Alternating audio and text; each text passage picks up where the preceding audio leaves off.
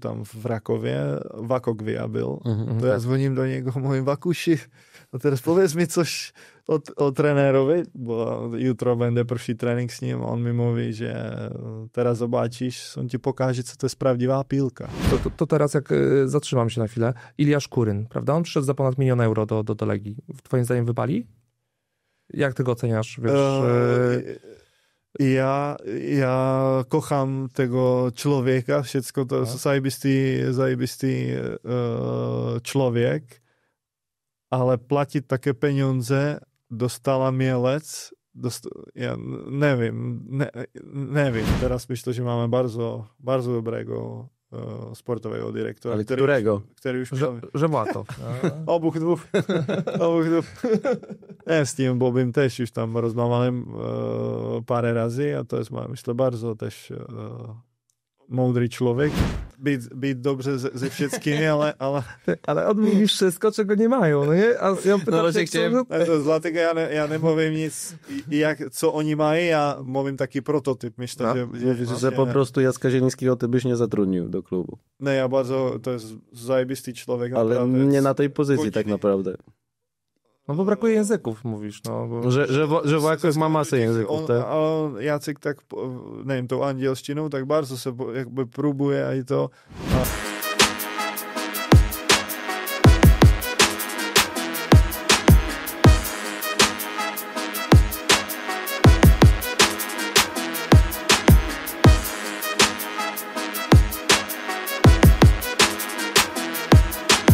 Jedziemy, panowie! Siema mordy i wariaty, z tej strony Kamil i Marek. Cześć wszystkim. A wy oglądacie Kilka Słów o Legii, czyli najlepszy podcast o najlepszym klubie w Polsce. Dzisiaj naszym gościem jest dwukrotny mistrz Polski i dwukrotny zdobywca Pucharu Polski, reprezentant Czech. Z siebie już przedstawia prawie jak Polaka, Tomasz Perchart. Cześć. Cześć Tomek, dzięki, że jesteś. Dziękuję. Na początek jeszcze kilka słów do naszych widzów. Jak zwykle chcemy wam podziękować za wszystkie suby, lajki, podania dalej. Dzięki, że oglądaliście. Ostatni wywiad z Bartkiem Kapustką pobił wszystkie nasze rekordy. Ponad 10 000 wyświetleń, więc no, ta wasza robota po prostu robi swoje. Z każdym programem rośniemy. Chcemy przypomnieć wam jeszcze o Patronite. Jeśli tam macie jakieś 5 zł czy cokolwiek, to weźcie nas tam, poratujcie. Jeszcze teraz przekazuję Markowi 2 słowa. Ja się nie przyzwyczaję do tego, chyba do tej kamery nigdy. Posłuchajcie, tak, każdy piątek jest na wagę złota. Finansujemy to z własnej kieszeni. Co prawda wielkie dzięki dla studia Daj Głos. Mamy dobre warunki, naprawdę bardzo, bardzo dobre warunki. Mimo wszystko to kosztuje, więc nawet piątek warto. My raz w miesiącu mniej więcej kontaktujemy się za pomocą maila z naszymi patronami. Dostają jakieś insighty, a także informacje o naszych planach, kogo mamy w planach zaprosić, kogo udało nam się potwierdzić jako zaproszenie. Dzisiaj też 2 fanów była przed nagraniem, zrobiła sobie z Tomkiem zdjęcie i podpisała koszulkę, więc tego typu rzeczy są możliwe. Ostatnio zrobiliśmy też akcję specjalną, to znaczy zbiórkę dla Gai, córki mojego kolegi, daliśmy na licytację koszulkę od Bartka Kapustki. Bartek, wielkie dzięki raz jeszcze za tą koszulkę. Udało się wylicytować tę koszulkę za ponad 4000 zł, więc wielkie dzięki. Poza tym parę osób, legionistów od siebie wpłaciło na zbiórkę na Gaję pieniądze. Też wielkie dzięki. Dzisiaj Tomek też przyniósł mały gift od siebie z autografem. Jeszcze brudne buty. Jeszcze brudne jeszcze buty, strawą. tak. W jaki grały w beczu jakimś, czy treningówki? Dużo branek strzelały te budki. Te buty strzelają bramki. Dziura już jest. Słuchajcie, no Tomek jest drugim obcokrajowcem strzelcem w historii Legii. No i to są buty, które strzelały te gole z jego autografem. One też trafią na licytację na Gaję Starecką. Tomek, bardzo, bardzo ci dziękujemy. Proszę. No i chyba tyle, jeżeli chodzi o Słowem. Chyba odhaczyliśmy wszystkie punkty. Pierwszy raz nie zapomnieliśmy o niczym, prawda? Tomek, tak stwierdziliśmy, że zaczniemy, bo po pierwsze wielkie dzięki, że strzelałeś dla Legii te gole. Tych goli było 63, jeżeli mamy dobrze policzone. Na pewno przyczyniłeś się do zdobycia w dużym stopniu 1 mistrzostwa, zdobyłeś 2 mistrzostwa. Bardzo ci dziękujemy. I chcielibyśmy zacząć tą historię, ten wywiad od tego momentu, co się wydarzyło, że przyszło ci do głowy, że przyjmę ofertę od Legii? W ogóle jak to nastąpiło? Co to był za proces myślowy? Byłem na plaży w Las Palmas i byłem w takiej komfortowej sytuacji, bo nigdy se nespieszyłem, ale już jak zadzwonił do mnie agent i mówi, że ta oferta jest, jakby pojawiła se, to po prostu zastanowiłem se, bo wiedziałem dużo o klubie, bo parę Čechů już tu grálo i s Adamem Hlouškem byłem w Niemcach w Bundeslize i potem, co on tutaj spędził, myślę 3 lata on tu byl. I potem, jak już skončil v Legii, gadałem z ním, to on mi też mówił, že byl v Norimbergu, ve Stuttgartu, po prostu v topovém klubě, jakby v Bundeslize, ale že tu bylo po prostu nejlepěji, že všecko okolo tego klubu jest po prostu na topovém poziomie i že by chętnie został tu do konce życia. To ja mówię, no, bo po prostu spoznal ten level, ten poziom té Bundesligy, to mówię, to po prostu musím spróbować. I od razu miałem po prostu taką čutkę, že chcem to zrobić. I jakby prvší moje dcura byla na droze i tak chciałem też być trochę bliżej swojej rodzinie, bo jestem z Czech i to jest z Pragi i tam od mých rodičů to jest po prostu, nevím, 6-7 godzin drogi samochodem. Tak po prostu zdecydowaliśmy, že půjdeme do normálního życia znovu do města z pláže, tam z Las Palmas i tylko zrobiłem to w taki zlý moment, bo vlastně moja dcura se urodila v covidě i já přeprovádzalem se tu, kedy ona měla 2 měsíce. I moje žena mi mówi, můžeš, kedy chceš změnit klub, proszę, tylko ne teraz. No cyk, za tygodem po prostu już byłem tu i wszedł do tego ten COVID i jak moja dcura se urodila v Hiszpanii, to ja po prostu myślałem, že od razu dostaje pasport hiszpański, ale potem sprawdziłem to, že tak tomu nie jest, že ta osoba, či ten člověk musí 2 lata mieszkać v Hiszpanii. No i já už se přeprovádělem tu i chtělem přeprovádět rodinę. Ještě to 2 psy, duže psy mělem, no dramat. I chtěli jsme po prostu kupiť jakéž bilety i teraz žena mówi, že po prostu nemôžou vyjechať, bo dcura nemá pasport.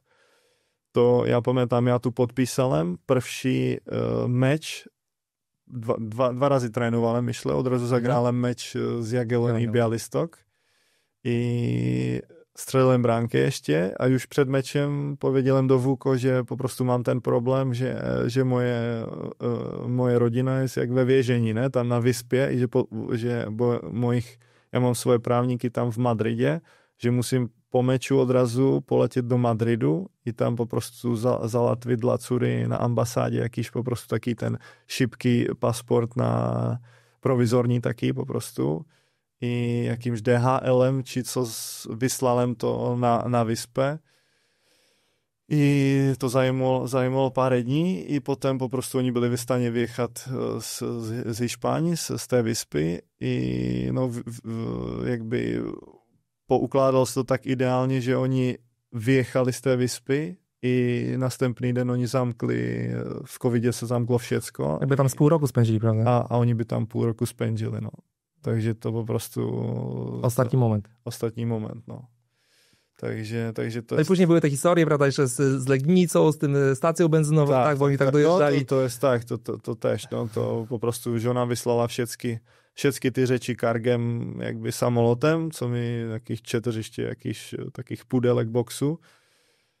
A jak bylo všecko pozamykané, to po prostu nic nepřichodilo. No. Já tam oglądałem jakieś v televizi, co se děje ve světě a teraz mluví, že następný den, že se zamyká všetky, že se zamykají granice, že po prostu nebude možno pojechať do Polsky a do Čech. I vtedy po prostu nevěděli jsme, kedy będzie dobře znovu. To ja zazvonil do žony, mluvím, musíš tam jakýś samochod duží zalatvit i po prostu přichaj tu jutro, spotkáme se tam i tam, no to teraz zawsze jak jecháme obok tego, tak se smiejeme, bo to je, jak je z Legnica, tam jest taka malutká benzínová štace a tam jsme se spotkali a pojechal tu z Varšavy samochodem, ještě měl jednego kolegu sebou, ten potom vžel ten můj samochod s povrotem do Varšavy, no a žena přijechala s rodinou tam do Legnice, tam já všedlem do tego dużego samochodu a pojechali jsme do Varšavy, otvořili jsme drzwi tego domu, já v ten den ještě jakby dostałem kluč od tego domu, co po prostu tu meškalem, ten prvší kontrakt, tam nic, ne? Já mluvím, spokojně, jutro všecko koupíme sobě fiky. No, jutro następný den jsme se obudili a ještě pojechal na trénink, tam už nás vyslali do domu, že po prostu jest covid, všecko, že musíme být v domu a to no a všechny sklepy tež byly pozamykané, ne? To IKEA v ogóle nedělala, to já nemělem nic, já neměl lůžko, já nemělem nic, po prostu dla cúry nemělem nic, no naprawdę to byl fatální moment, ale potom chopáky tam z šatny i Vuko bardzo mi pomogl, jakieś rzeczy po prostu mi tam vypočičili, abych normálně mohl funkcjonovat. No. Kto właśnie z klubu takie największe wsparcie ci w tym okresie okazał? Ktoś najbardziej pomógł? No, tak naprawdę tak tam zawsze jest taka fajna, pomezi nami, závodníkami, zawsze była fajna atmosféra, ale tam najwięcej myślę Vuko tam celý čas do mnie dzwonił, czy po prostu trzeba jakieś rzeczy, bo też miał dziecka a kdo nemá děcka, mě nemůže počít jakieś lůžko dla děcka, jak ty děcka nemáš, takže to Vuko bardzo mnie pomogł z tym. Posłuchaj, nagrałeś ten film pożegnalny z klubem o Legii i wywiad i powiedziałeś, że to od razu jak trafiłeś do Legii, to poczułeś, jaki to jest klub. No ale okej, umówmy się, był COVID, ten okres pewnie wejścia trochę zajął, nim ty poczułeś tę presję. Kiedy ty odczułeś, że ten klub może być trochę inny i naprawdę tu się dużo wymaga od zawodnika? Ne, ty prvší meče, to ještě po prostu to bylo s kibicemi, ne? Já jak přijechalem na ten prvší meč, to pamätám jak díše. Já v tom filmíku tež to powiedziałem, že já přijechalem s agentem a sedělem jakby na stadioně, jak robilem už ten medical check a všecko, to po prostu trvá 2-3 dní a sedělem tam s agentem a teraz po prostu patrzyłem na te žile, po prostu ta atmosféra w tym już wiesz, że Adam Housek cię nie oszukał.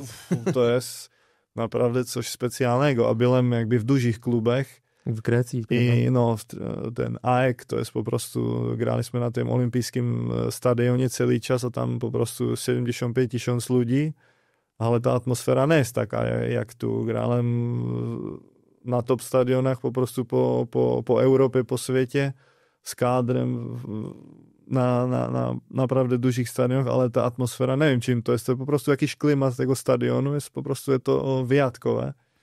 I jak tam sedělem, mluvím, to je bardzo dobrá decyzja. Po prostu tu to čulem. A pár razy zrobilem takovou decizi, kde to tak nečulem, zle pošlo, ne? Gdzie? Potem no, pewnie Turcja. No, ta Turcja, a potem Ingolstadt. Ingolstadt. Czyli druga liga wtedy. Oni jakby awansowali się wtedy, tak. No. Tak. Ale takže to po prostu jak byłem na Lažinkowskiej, to mówię, to jest naprawdę poważny klub. A wszystko okolo tego stadionu, okolo klubu, co se točí, to jest po prostu czujesz, że jesteś w top klubie. Ty byłeś już po 30. 30. No 30. Już miałeś skończone 30, prawda? Co było twoim celem tutaj? Pograć jeszcze, pokopać ze 2 lata? Czy miałeś jeszcze taką sportową, wiesz, chęć, nie wiem, przyszedłeś tu po trofea? Co ci powrót do reprezentacji? Kołatało w głowie? Tak, chciałem po prostu wygrywać trofé, no. I tak jak lidi v klubě gadali, co ode mě očekívají, a to po prostu jakby všecko tak bylo dopasované do mého jakby stylu, ne? Mhm. Bo to jest też i ta mentalność a všecko to jest po prostu bardzo podobné jak u nás v Čechách. No i tak jak tím stylem, co Legia se chtěla prezentovat, po prostu oni mě chtěli jakby taky ostatní puzzle do tego, aby to funkcionovalo tak, jak má. No i dlatego byli tež ty závodníci, co po prostu dostali ty asisty od nich celý čas. To nebyl případek, ne? Jak takých dostaneš 20 či 25 za sezon. Takže já vědělám, že jde do zespolu, kde po prostu będę miał okazję co meč, tylko záleží ode mě, či já vykořistám, či ne. A v tom já myslím, že jsem mocný, že po prostu jak dostaje okazję, to będę střílel bránky, no i praktycznie od prvního meczu to robiłem. No właśnie, bo w sumie w Ekstraklasie miałeś świetne miałeś te statystyki, chyba najlepsze w karierze wyglądałeś w Ekstraklasie. Co się stało takiego, że tutaj to tak zaskoczyło? To właśnie styl zespołu, że to był taki zespół ofensywny, czy coś innego? No to, co myślę, to co teraz powiedziałem, no. Že nevím, jak mluvím, že Bond to byl s tím Ingolstadtem, to po prostu já pošedlem do zespolu, který hrál taký counter-attack, po prostu také šibké przejście, a to nie twoja piłka. To nie jest moje, okej. Może być jakiś tak, potem tak spoznałem, że jestem jakiś plan B, że nie jestem w ogóle jakby ten plán A tu po prostu byłem od początku, wiedziałem, że jestem po prostu plán a okej, tím też, že co mecz strzelisz bramkę, to też po prostu masz większą pewność siebie i wszystko idzie łatwiej potem. A ten poziom Ekstraklasy na tle tych wszystkich lig, w których grałeś, jak on się mniej więcej plasuje? To jest bardzo, bardzo specyficzna liga, bardzo ciężka, bo to jest tak fizyczna liga, że to nie jest po prostu do porównania. To jest do porównania może być z jaką czeską ligą czy coś takiego, bo to jest znowu taka sama mentalność, to po prostu podstawa tego jest jakby fizyczność. To nie jest jakieś zajebiste umiejętności techniczne, ale to po prostu, bo w pewnym momencie, jak jesteś tak fizycznie przygotowany, to ty umiejętności czasami zanikają, bo to musi być naprawdę zawodnik z kosmosu, jak nie wiem, tam z tym Pedrym a z tymi zawodnikami grali, bo jak do tebe dochodí pílka, ty máš po prostu taki awareness obok sebe, že jak zobačíš koho, že už po prostu jde šliskem do tebe, to už pílka je kdež jinde, ne? To po prostu oni mají také vidění, že nejsou v těch pojedynkách. Ale tu jest to po prostu podstawa ekstraklasy, jest po prostu fizyczność a taktyczna przygotowaność tych zespołów, a to dzisiaj potrafi wszystkie robi, dlatego to jest po prostu bardzo wyrównane. Tak, bardzo, bardzo wyrównane. Jakby względu kibiców to jest bardzo fajne też, bo dużo się dzieje. Nie? Miałeś ten sezon, drugie mistrzostwo, twój wkład był bardzo duży. Mladenovic czy Juranowicz? Kto jest lepszy? Kocham toho i toho. Nie, naprawdę to coś niesamowitego i to mi nie musieli w ogóle już to trenować, to po prostu ciemno. Jak on dostal píle, to ja po prostu wiedziałem, co przyjdzie i no my smáliśmy się z tego sami, że to jest po prostu co mecz to samo, a nigdy nie był w stanie to zatrzymać, bo to jak oni dają taką perfekcyjną piłkę, to ciężko, no, bo jakiś ten timing i to po prostu ja miałem bardzo, myślę, dobre i czasami jak zobaczyłem jakąś powtórkę tych branek, to ja też mówię, to nie jestem ja, to nie jest możliwe. Tata mi tam dzwonił czasami i mówi, ale ty byłeś bardzo wysoko. Ja patrzyłem na to, no, czasami to wyglądało naprawdę fajnie, no. No chyba też tą inteligencję poruszania się w polu karnym miałeś na bardzo wysokim poziomie. Tak. A to jest jakby... Tą dwójkę wspominasz najlepiej jako tych swoich asystentów, czy był jeszcze ktoś? Pewnie ich dwóch, se Siolą też, z Pawłem Siolkiem, Wesio też bardzo, też taką, po prostu rozumieliśmy się bardzo, kto tam jeszcze z lewej strony był. A myślę, że tych 3-4. Najpierw odszedł jeden, odszedł drugi, później ty odszedłeś, wróciłeś. I skończyły się dośrodkowania, to nie? Trochę. Czy to wynikało też ze stylu gry, że na przykład za Kosty już tych dośrodkowań nie preferowaliście? Czy po prostu Tomek już był starszy i skoczny? No, tam i też, bo też ja tak myślałem o tym, co się dzieje, ale jak wróciłem znowu to jeszcze z Siolą, to znowu był taki etap, że wszyscy, że to co mecz to samo, że Siolek do Pegharta i bramka, a tak po prostu jsme ciągli ten zespół, ale w pewnym momencie wcześniej było, że było 3-4 zawodnicy, którzy po prostu potrafili, to teraz był tylko Siola. Tak. I po prostu też to jest normalnie, że zespoły się przygotowywają na to. To potem się robiło coraz cięższy jakby ten czas i też, jak mówisz, to jakby ten system i ta taktyka się po prostu wyvíjí a już nie było to, co było wcześniej z tymi dośrodkowaniami. Po prostu chcieliśmy grać trochę inaczej styl i mniej dośrodkowani. Przeżyłeś w Legii wszystko. Walka o mistrzostwo, walka o utrzymanie. Jesteś nielicznym piłkarzem, który mógł przeżyć każde stadium. Z kim ci się najlepiej pracowało? Z kim najlepiej ci się pracowało jako trenerem? Czy to był właśnie Czesław Michniewicz, czy inny trener?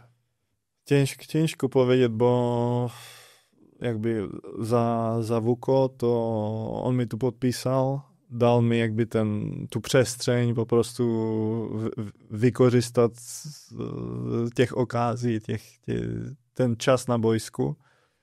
To jakby nie był, myślę on, to mnie by nie było tu. Potem byl Michniewicz, já neměl žádný problém s ním, jakby ten sezon dla mě byl nejlepší. To on často mi mluvil, Tomi, ty nemusíš trénovat, ty tylko tu, já nevím, já jakieś uderzenie czy coś, nie musisz trenować, tylko żeby si byl na mnie, trenerze, ja tak nefunkcionuję, ja musím trénovat, ja jestem tak, že po prostu ja nemôžem kdeś sedět, ja musím trénovat celý čas, abych dobře se čul. Ale on také žerty robil zajebisté, to s ním neměl v ogóle jakby žádný problém, fajně bylo. I potom Kosta, to znovu já odšedlem i on potom bardzo natískal Kosta, že já bych vrutil, to tež jestem jakby vděčný, jakby nebylo znovu jego, to já bych nevrutil do Legie. I s ním tež grálem všecko. I teraz ostatní sezon z Gonzalo, to myślę, že bardzo dużo jsem se naučil od něgo jako závodník, jako pilkař, bo tam pamätám, bo já tak neznalem, ne? Já dużo nečítám, dużo nevím, co se jakby děje tu v Polsce, v polské pilce, bo nemám televizi a no po prostu to tak nesleduje tego. No a tam, že Legia podpísala Gonzalo Fejo i já viděl, že on pracoval tam v Rakově s Markem Papšunem a měl pár kolegů tam v Rakově, Vako Gvia byl. To já zvoním do něho, mluvím, Vakuši, no teraz povedz mi coś o trenérovi, bo jutro bude prvší trénink s ním, on mi mluví, že teraz zobačíš, on ti pokáže, co to je pravdivá pílka. W wieku 35 lat? 35 mám to, a už tam, myślę, že pracovałem tam No z paroma dobrymi fajnymi. Tak. A on mówi, no on ti pokaże, co jest prawdziwa piłka. No i naprawdę tak... Ale wy wszyscy mówicie, że on otwiera oczy. Ale czego 35-latka ludzi, który do mnie dzwoni teraz i mówi, chodźmy na kawę i wytłumacz mi to, tak jak teraz mówisz. Wytłumacz mi, co jakby on robi. To musimy zrobić tu 5, 6, 10 godzin, abych wam wytłumaczył. To jest po prostu taka fizyczna, taktyczna przygotowaność i co ja nie poznałem za całe swoje życie. Zwraca uwagę na takie detale i codziennie, jak już ty tomu zrozumiesz, to codziennie dokłada jeszcze więcej i nie, naprawdę. Czy to od zera uczy futbolu? To jest tak kompleksnie po prostu praca i on po prostu tam siedzi z tym sztabem cały dzień i naprawdę to nie możemy tu... po prostu twoja piłka nie jest skomplikowana. Ty masz być w polu karnym i dochodzić do sytuacji. Ale on potrafi wytłumaczyć takie rzeczy, o których normalnie zawodnik może w ogóle nie myśli, ale są tak... To jest podstawa, o której wszystkim może trenerzy myśli, że to jest po prostu... Wszyscy to wie. Bo jakby si nie wiedział, to nie może być na takim poziomie. Ale to tak nie jest. To tak nie jest, no. Jest to bardzo, bardzo komplikowane, bardzo kompleksny temat, ale naprawdę nie poznałem nikogo na takiej... Dziwisz się, że Legia go wypuściła? Ci co? Dziwisz się, że Legia go wypuściła? Myślę, że dla mnie to myślę, że 95% zawodników, 98% zawodników powie, że to samo. Nawet ci rezerwowi, że są za nim. Ja nie grałem dużo z nim i ja nie mogę powiedzieć nic, bo naprawdę uczyłem się co dzień od niego i naprawdę miałem 35, ale pokazało mi to zupełnie coś innego, na co byłem przyzwyczajony do tego momentu. I naprawdę myślę, że on ma potencjał naprawdę być trenerem jakiegoś ale ogólnie klubu. Opinia o Gonzalo jest taka, że jest trudnym człowiekiem, nie? Że jest taki trochę frustratem i ja nie wiem, czy to jest prawda do końca, czy nie, bo mam wrażenie, że Polacy, szczególnie dziennikarze, każdego zagranicznego trenera starają się równać do ziemi. No, Ben Hakera na przykład, Kosta Runaić też był strasznie krytykowany, który teraz sobie radzi w Udine. Jest w tym trochę prawdy, że jest takim osobą dosyć ciężką do współpracy? Myślę... No, nie będzie łatwo.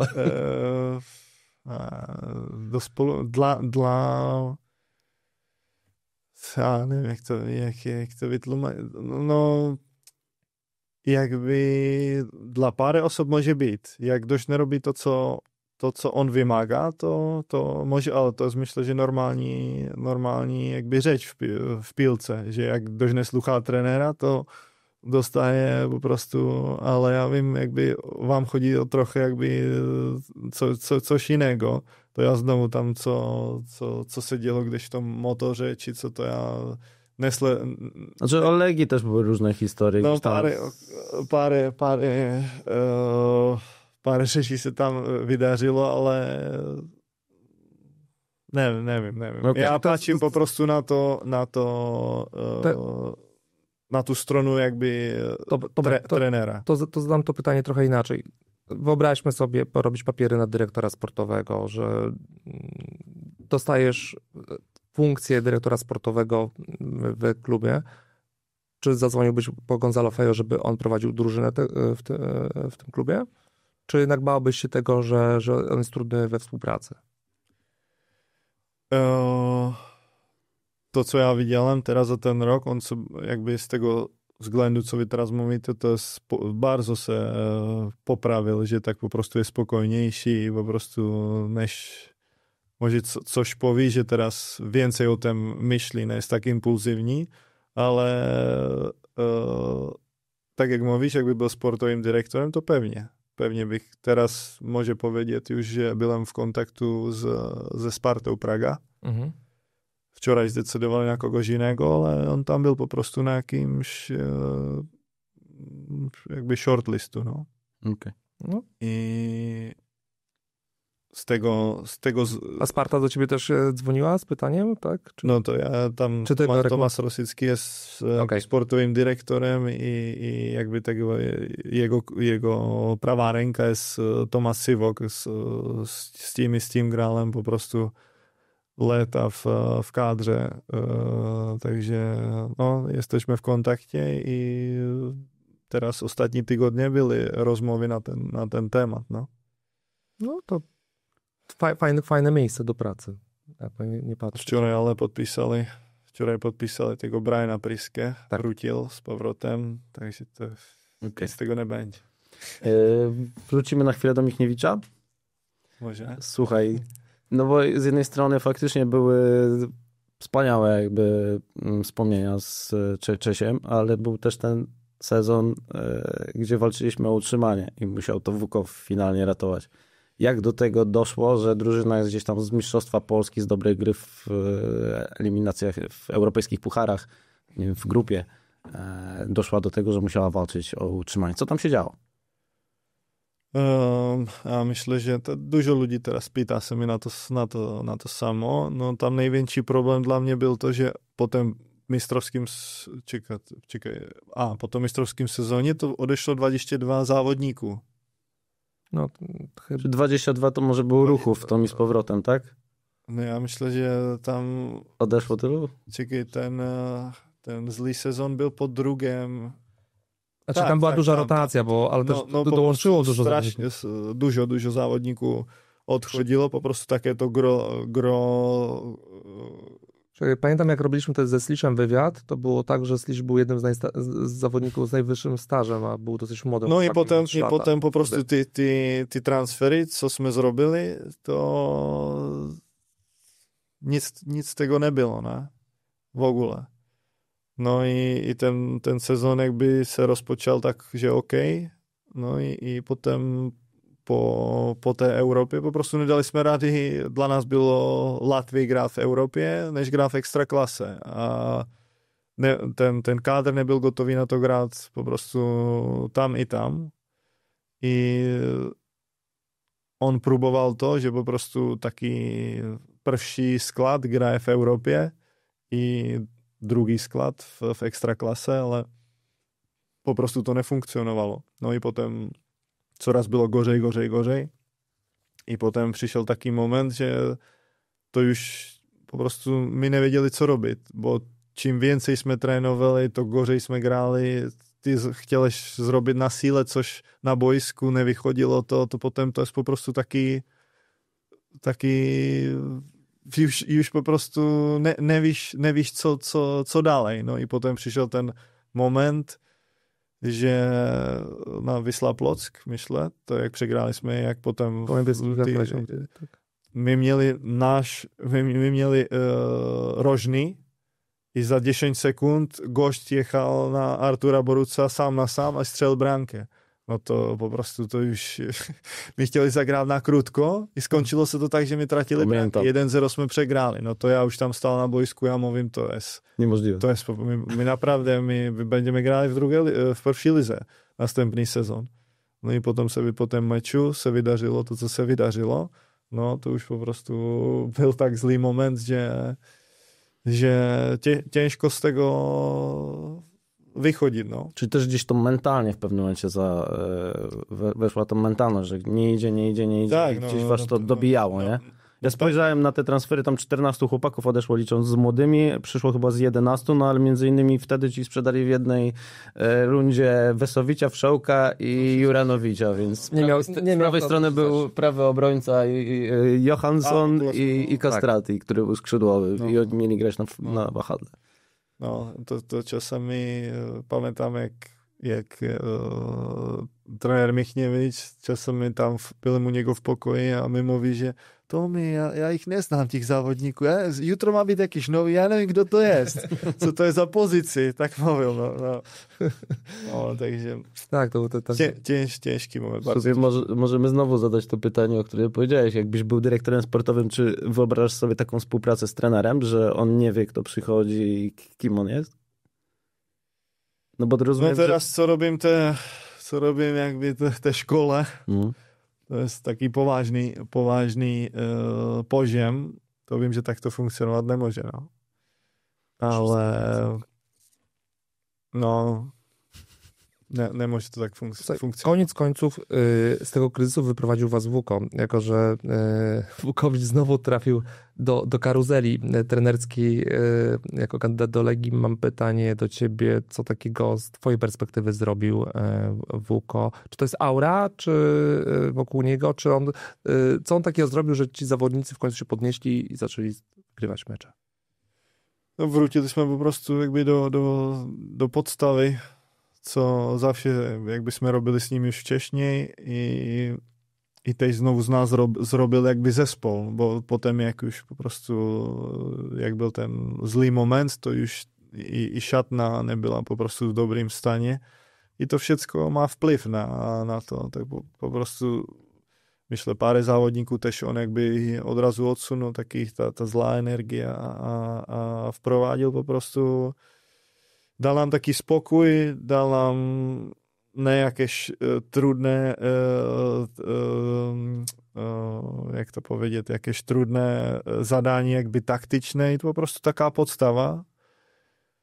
A no i odrazu to začalo znovu funkcionovat. I myšle ta druhá runda, to my zdobili, myšle jako druhý zespol nejvícej punktů v ogóle v té druhé rundě. Ne? To už tak bylo prvší meče, ještě pamatám, že ještě tak dobře nebylo. Myšle na Termalice jsme hráli, to pamatám jak dzisiaj a tam fatálně jsme vyglądali.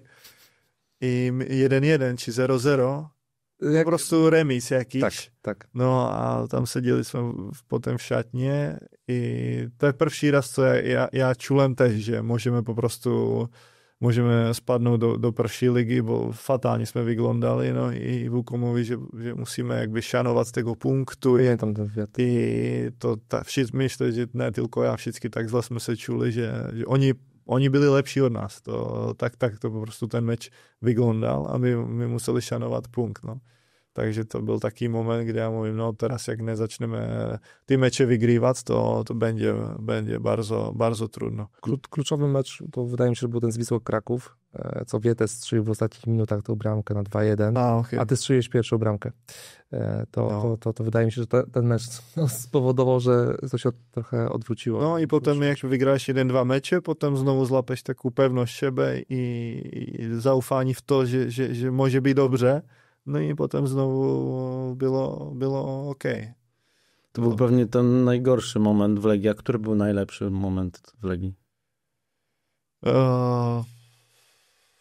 Najlepší moment, pewnie ty trofea, no wszystkie ty po prostu mecze, kde víš, že coś wygrywasz, dlatego to robisz, ne? Aby si wygrywal, aby si miał ten sukces, wygrywal ty trofea. Okej, a sorry.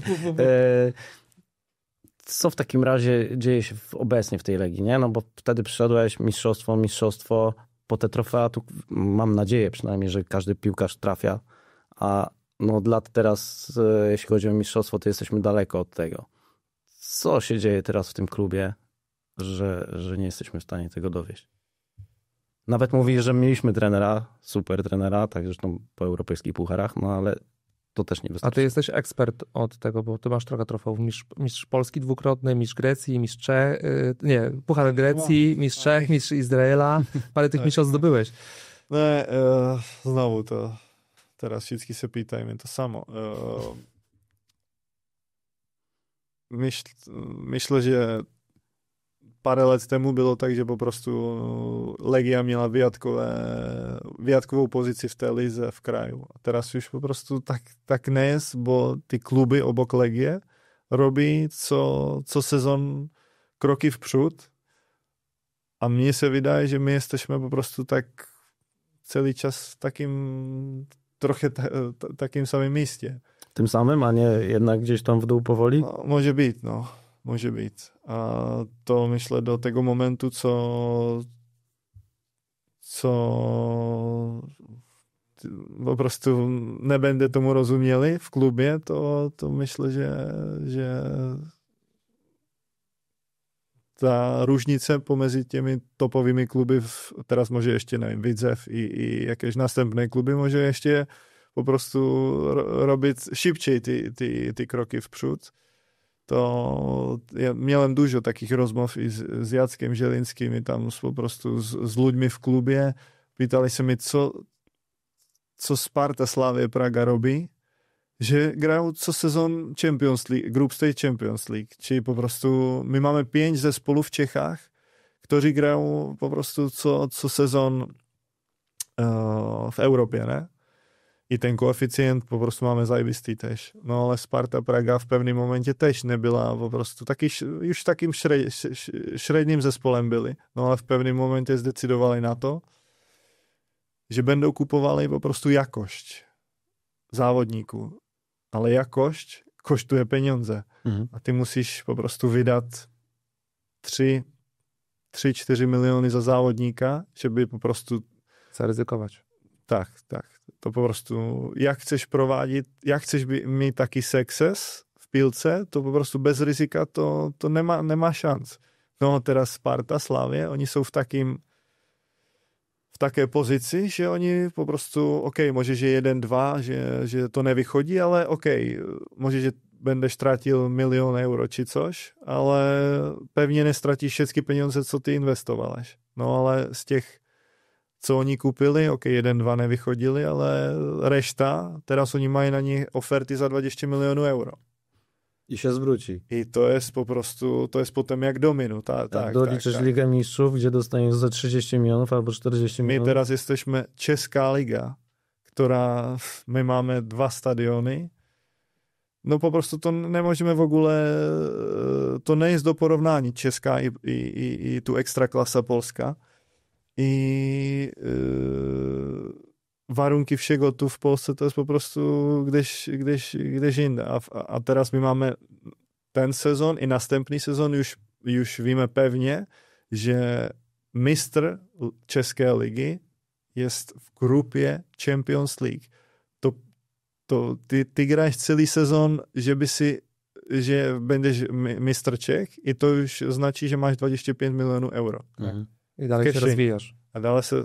Nie, to jest po prostu... To jest ta droga... To jest boost już wtedy. Tak, a to jest ta droga, co po prostu ty kluby tu, myślę, że parę już ich tu w Polsce też zrozumiała tego, ale myślę, że ja wiem, jaka jest sytuacja jakby finansowa, ale to też robiłem w tej szkole, robiłem taki finansowy report Legie a to taký projekt, takže vím po prostu, jaké tu jsou, že to nie jest łatwa sytuacja jakby ze względu finansů, ale po prostu, jak powiedziałeś, to bez ryzyka to ciężko. Czy wiesz, to dla mnie to jest podobnie jak inwestujesz, jak fundusze inwestują w X spółek.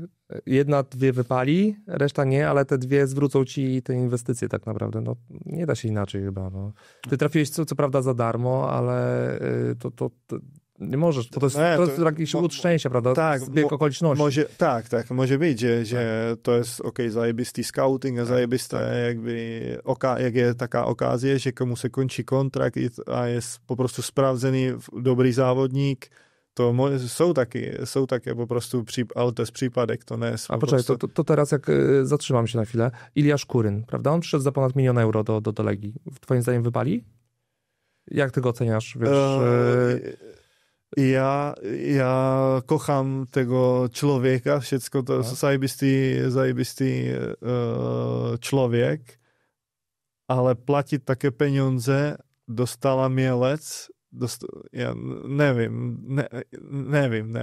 To mně se vydaje, že to jest, že jakby to jsme zrobili pod jakouś presí po prostu, nevím, kibiců, či už po prostu przekombinowali jsme, mieli jsme jakieś závodníky přigotované, nevychodilo, bo znovu, to chodí tylko jakby o peníze, no i potem już jak Legia była na Musiku, no to Stal Mielec inną cenę krzyknęła 2 miesiące wcześniej chyba za inne pieniądze, za połowę może tej kwoty można było do tego Wydaje mi się, że takie pieniądze ze Stali Mielec to jakiś super talent młody, którego możesz szybko sprzedać, prawda? To wtedy okej, jeżeli widzisz, że już się ktoś by interesował Europa tym piłkarzem, no to wtedy można by było zrobić trochę na zasadzie, jak na Slisza kiedyś wydali 1,5 miliona euro i go sprzedali z zyskiem, tak? Tak. Czy jak na Muciego wydali tam 500-700 tysięcy euro i później go z zyskiem sprzedali. Mam pytanie właśnie, czy nie uważasz, że Legia mimo wszystko ma te 3 miliony, żeby wydać na piłkarza? Bo patrzę sobie teraz na Transfermarkt, w tym sezonie 6,7 miliona euro wydane. Nie jest tutaj liczony Nsame, który pewnie albo do ręki dostał, albo dostał jakiś gwiazdorski kontrakt, więc te pieniądze chyba są, tylko że one nie są do końca dobrze pożytkowane. Ja jakby... To jest kwestia, która ja cały czas, co jestem tu, to ja myślę o tym, bo to też mamy zajebiste LTC, mamy po prostu ośrodek do treningu zajebisty, ale ja i myślę wszyscy zawodnicy, co jesteśmy po prostu w tej szatni, wolelibyśmy to, że będziemy mieli jakość w zespole, jakby takie zawodniki, żebyśmy po prostu kupowali zawodniki, top zawodniki i żebyśmy trenowali tu, jak trenowaliśmy pierwszy sezon obok na tom bocznym na Lažinkowskiej. Dla mnie to jest, bo teraz po prostu jakieś długi są, bo mamy to LTC, to myślę, że to jest jakby ten największy problem tego, że po prostu tam jakieś spłacimy jakieś długi jako klub za LTC, bo to kosztowało dużo pieniędzy. Ale z tego co wiem, to tam chyba akurat ten kredyt był zupełnie na innych zasadach. Ten dług wynikał z tego, że wcześniej też były źle zarządzane pieniądze na transfery i źle zbudżetowane, bo było zawsze... Jest parę miejsc, gdzie teraz trzeba... z pucharów i... Znaczy zapadają kredyty i zobowiązania z jakichś tam okresów. A propos tego, co też Kamil mówił, do klubu dołączył jeden z napastników i on dołączył w miarę podobnym wieku jak ty same. Czym wy się różnicie od siebie? Dlaczego tobie wyszło, a same nie? Znaczy póki co. Nie, wiesz co, to myślę, że jakby pomysł był taki, że że będziemy grali 2 napastników, tak ja to otwarcie może powiedzieć, ja wiedziałem, w jakim systemie będziemy grali, no i klub chciał mieć tak, że będę miał jakby takiego mobilnego i będę miał dużego, ne? No a to miałem być ja, Sane i Blaž, ale Blaž jest taki trochę inaczej, bo ten jest taki szybki, to tak i kto tam jest, Alfarella i Mark.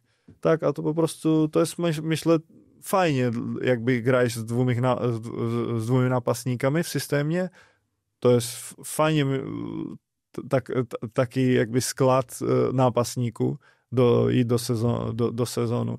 No ale potem po prostu wychodziło tak, że jeszcze parę meczów na początku sezonu tak jsme grali z 2 napastnikami i potem přišel ten moment, že po prostu jsme zdecydovali, jakby, bo ty wyniki nebyly tak, jak to ustawienie jest ciężkie do pressingu i to, co jsme teraz grali, ten ostatních, nevím, 6-7 miesiąců jest po prostu łatwiej dla wszystkich, tak?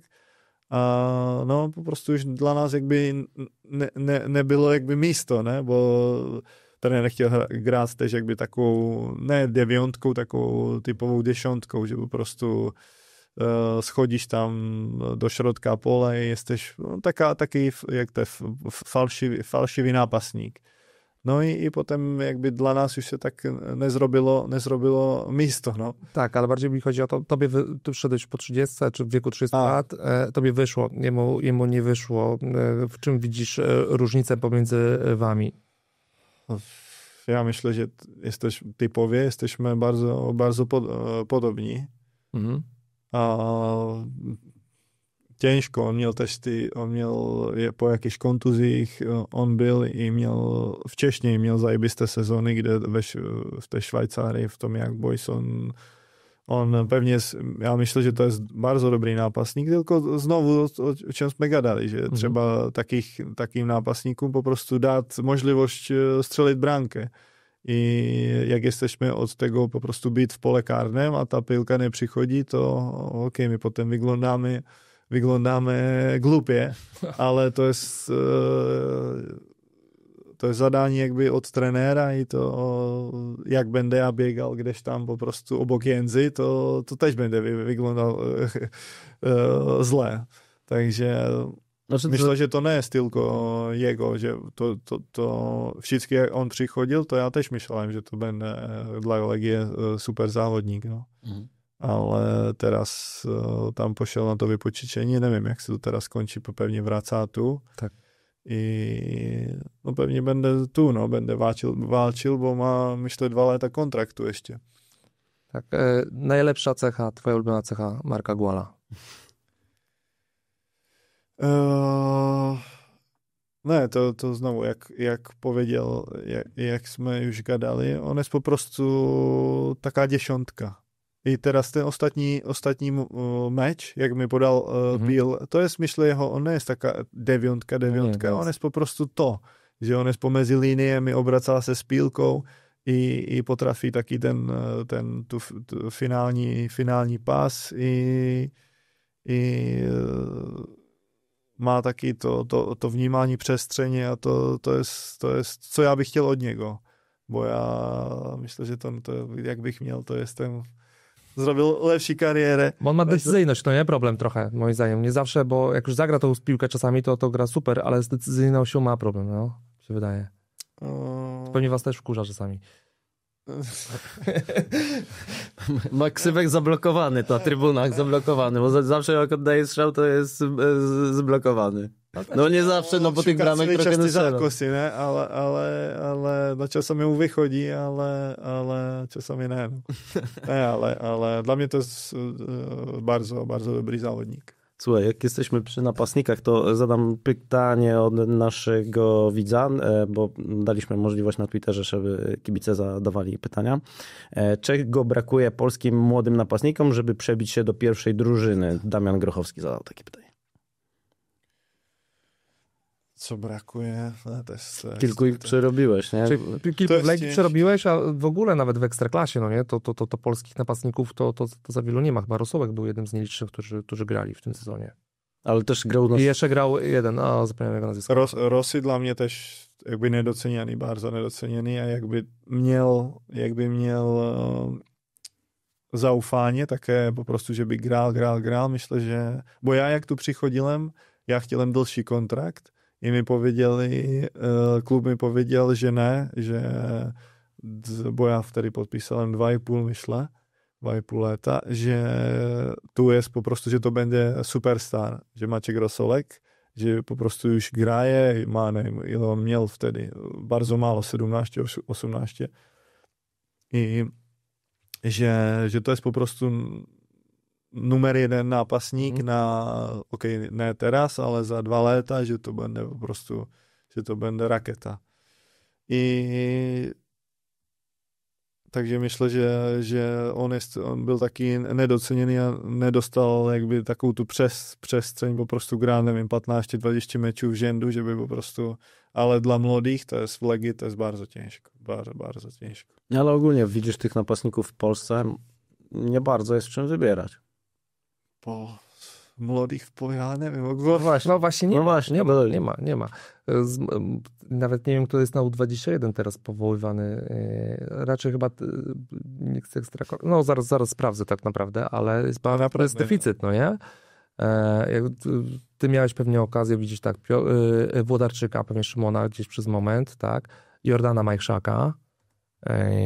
Kto tam się jeszcze obijał? No Maciek Rosołek też powiedzieliśmy. Szymon Włodarczyk powiedziałeś? Tak, powiedziałem. To się włącza na chwilę, sorry. I chyba, nie wiem, Kamyk może był, Kamiński może był na jakichś treningach. Tak, no. Tak. A, może, tak. I to chyba tyle, no nie? Filip Szymczak jest powołany teraz na Euro, chociaż to też nie jest taki typowy agent. Ogólnie to jest dla młodych, to wszędzie w tych dużych klubach ty po prostu dostajesz okazję jeden raz. I jak newykorzystasz tego, to jest koniec, no. A jak jesteś... Tak zrobili ten Vlodar, ne? Po prostu poszedł tam do Górnika, kde měl zaufání, no i začal tam po prostu grát, dobře se čul, i to jest ważne, no. Ale teraz, nevím, z Gonzalo, to oni dostávali dużo přestřely. Myslím, že i tak by jakáž idea teraz klubu je to, že po prostu wprowadzić těch młodých do prvšího zespolu. I teraz myslím, že gráli na taký duží klub, že tu v Legii teraz gráli dužo. Ti mladí. I po prostu tak ten trenér se s ním zachovíval trochu inačej, než včešně bylo. A myslím, že jim po prostu, no, že jich rozvíjel, no, i že měl jejich zaufání, oni to čuli, to je, myslím, tež podstava, bo já jak prvší raz, nevím, byłem ve Slávii Praga a to jak dostávali od trenéra, to po prostu zero, jak pevnost sebe či coś, po prostu tu choď zagraj, jak nezagraješ, to konec. A teraz tu z trenerem to było... Ale właśnie ty też przeszedłeś przez duże kluby, prawda? Jako młody człowiek, bo i Slavia, i Tottenham, to nie były miejsca, gdzie łatwo się napastnikowi przebić. To ogólnie to jest ciężkie, ta pozycja, bo wszystkie patrzy tylko ile strzelisz branek, ne? A też musisz mieć szczęście. Jakie prvší meče. A to ja zawsze miałem, nevím, či to jest szczęście, či po prostu jakaś umiejętność, ale zawsze, kde byłem, tak ty prvší meče zagrałem dobrze, či strzelałem brankę i potem już tak se ti oddychuje łatwiej. Gdzie jest wyższy poziom szkolenia? W Czechach czy w Polsce? Ja jestem 20 lat poza Čechami, jak powiedziałeś, ja się czuję jak Polak, to ja nie wiem teraz w ogóle, ale to, że tak dopředu, to też jakby ta nauka jakby o piłce i dla młodych zawodników. Wyobraźmy sobie, masz syna i chcesz wysłać go do szkółki i gdybyś chciał, żeby został piłkarzem, to gdzie byś go posłał? Myślę, że tak jak jest bardzo malutki, to nemá značení, to je po prostu tylko, żeby se bavil s tím i nevím, jak má jakýś 12, 13, tam je takový ten přelom, že po prostu tam se decyduje, či to bude tak, či bude jakýmž naprawdę, že bude grál povážnou pílkę, či ne. Tam už myslím, že tak to vidno, no. Ale včešně to po prostu myślę, że nie zależy gdzie. Michała Zachodnego powiedziałeś, że w Polsce za dużo jest takiego, nie wiem, wymyślania koła na nowo, prawda, że wy w Czechach wiecie, że umiecie szkolić piłkarzy bardziej fizycznych, idziecie w to, a w Polsce cały czas tu staramy się technicznie i trochę zapominamy, że ta liga jest fizyczna i tu tego typu atletów bardziej chyba by nam było potrzeba. Dobrze pamiętam, czy inaczyłem teraz? No, myślę, że to, jak já byl mladý i jechali jsme když do gór i 3 týdny jsme běgali tam po prostu v górách, to jest glupota. To jest teraz po prostu tak jest vývoj té pílky, že teraz všichni už to robí tak, že všetko jest na boisku. Teraz ty ostatní léta to nepamätám, kedy my běgali, což nevím, no bez pílky. Všetko jest po prostu, ty můžeš všetko robiť jakby s pílkou a to jest fajné, bo tam, jak byłem v Hiszpanii, tam jakiś po prostu, ktoś mi pokazał jakiś research, że tam srovnání jakiś, nevím, powiedzmy závodník z ekstraklasy 10 let temu i Messi, powiedzmy, nebo jakiś po prostu Hiszpan, že oni to robili od děťáka, ne? Že po prostu celý čas s pílkou, v ogóle neběgali jakéž ty maratony v górách a to. I tam je vyličeno, že oni 6 let v žendu, jak se poličí celá ta kariéra, to oni jsou jakby 6 let do tylu. Tak, my jsme jakby do tylu, oni jsou jakby s tou pílkou. No, dlatego oni mají také umětnosti po prostu s pílkou, bo od děťáka celý čas, co denně jsou jsou celý čas na boisku a baví se tou pílkou, no. I my ty přigotování, to já pamätám do dzisiaj. Či na nártach, tam jsme po prostu 2 tygodně běgali, kdež no to je úplně coś innego, no. Ale myslím, že to je fajné, tak celý čas všetko robí v pílce, že to je jakby przyszłość tego, že to, co teraz, to już nemá nikde, to bieganie jakby nonsensově. I dlatego jestem tu teraz, je mi 36, jakby to se po prostu powtarzalo všechny ty přigotování, že když běgáš, to já, jak byłem mladý, to seděli o mě závodníci, měli 30 let, to já mluvím, co ty tu robíš, ty už neměl vlasy, ne? Kolena, to je všecko rozbité i 30 let to už končili, pomalutku končili, bo prostu tělo už nedalo rada, ne? A teraz já mám 36 i čuje se, že normálně dalej může grát. Teraz ten ostatní sezon prvší raz mělem jakúž kontuzi, jakby miešně či coś.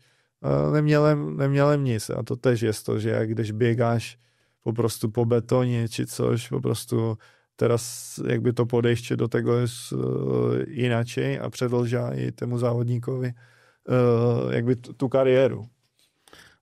Jeszcze w temacie Czechy versus Polska. Słuchaj, to ostatnie pytanie a propos Legii, byśmy przeszli właśnie na to, co nas bardzo interesuje, czyli tematy związane ze światopoglądem i generalnie z przyszłością. To ja mam pytanie odnośnie bramkarzy Legii. To też dosyć głośny temat i pracowałeś i strzelałeś na bramki, na treningach do wielu bramkarzy Legii. Który z nich był najlepszy, twoim zdaniem? Z tych, z którymi... Ja ich pytam celý čas, jak oni to robí, že v Polsce, napríklad, nebo v Legii, to je co brankář, to je bardzo dobrý brankář, ne? Jak ta Legie robí. Bo v Čechách my nemáme takých, máme 2-3 i jakby ogólnie v Čechách takých bardzo dobrých a vy jesteście duży kraj to też, ale jakby v Legii naprawdę všetky ty brankáře, co ja spotkałem, to na bardzo wysokim poziomie, ale tak najlepsi, bardzo ciężko powiedzieć naprawdę. Teraz przeciwko któremu ci się najtrudniej strzelało gole? Pewnie najłatwiej przeciwko Hladun? Hlady, bo tomu, jak mu strzelem te 4 bramki tam, jak on byl ještě v Tymnách. Potem prvší raz, jak podpísal do Legie, to odrazu mu to powiedział, že mu skončil kariérę tam v Zaglebi Lubiň. Ale ne, to naprawdę to czasami mi bylo tak zle se čulem dla nich, bo teraz, nevím, teraz znovu máme třech topových brankářů a to po prostu já, jak bych byl trenérem, to já sám nevím, kdo by hrál, bo naprawdę to je stop a zle se čuje, že ten co je na lávce, že negraje, bo všichni zaslugují na to grát. Ale tak jeden tylko, že bych powiedział, to naprawdę ale mówię, ze wszystkich od tego 2,20 to no. Czy wtedy byli trochę lepsi, czy teraz, bo wtedy byli doświadczeni też, pamiętaj, no nie? Majewski chyba był, tak? Był Boruc, wiadomo. Był Majewski to są sprzedali od razu. Byłem w 6 miesiącu, tak. Artur. To jeszcze był? Głównie Artur. Topi. No teraz tam jeszcze był. Radek Cieźniak. No Mista był na... Jeszcze Radek mógł być. Cieźniak był chwilę, Radek, tak. Tak. No naprawdę wszystkie to, że po prostu się czujesz tak safe, ne? Jak z nimi jesteś na boisku, to... Słuchaj, ale mówisz, że mamy super tych bramkarzy. Ja się generalnie zgadzam, ale w tym sezonie tego nie było aż tak widać. No, był jakiś taki kłopot, nie wiem, czy to była pewność siebie, czy nie. No trochę tych, no mówmy wprost, no trochę tych punktów nam bramkarze gdzieś tam zabrali. Pamiętam, bo teraz znowu ta piłka się tak wyvíjí, że teraz jest coś innego, niż było 5 lat temu. Myślę od tego momentu, co Guardiola zaczął po prostu tak grać jakby w Manchesteru City z bramkarzami, że to jest po prostu jak obrońca. No oni musi mieć taką umiejętność grania nogami. To nie jest łatwe. Ja jak stracím piłkę w przodu, to nic se nestane, ale jak on ztratí píle, to jest po prostu to jest gól. A pamiętam, jak byl Costa, ten nám mluvil, že będziemy po prostu grali tak i že ličí na to, že będziemy tracili przez błąd brankáře 3, 4, 5 branek, že to jest po prostu normalní rzecz. Že to jest, jak chcemy tak grać, że po prostu tak to będzie. No i myślę, że teraz jakby ta presja na brankáře grać nogami jest dużo większa. I to po prostu to jest w tym systemie, myślę, że to jest normalní rzecz. Okej, może być, że w tym sezonie to nebylo tylko przez nogi, že pár po prostu branek tracili jsme také latvé. No, czasem przy wyjściach, tak. Ale... No dobra, ale po prostu... to jeszcze inaczej zadam to pytanie, no bo wspomniałeś o Guardioli, ale Guardiola to miał tam Edersona, który tymi nogami to krawaty wiąże i Claudio Bravo tam siedział na ławce swojego czasu.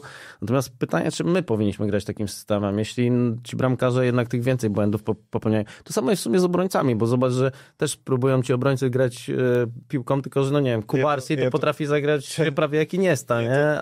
Tak, je to coś, podejmujesz ryzyko znowu. Jak grajesz tak, to podejmujesz, ja jakby było tylko na mnie, to ja bych też tak negrál. Bo ja pamiętam, grál, jak byłem w Ingolstadcie, Ralf Hasenhüttl, który był trenérem, który był potem w Leipzigu i w Southampton, tak? Tak. No, myślę, bardzo dobry trenér.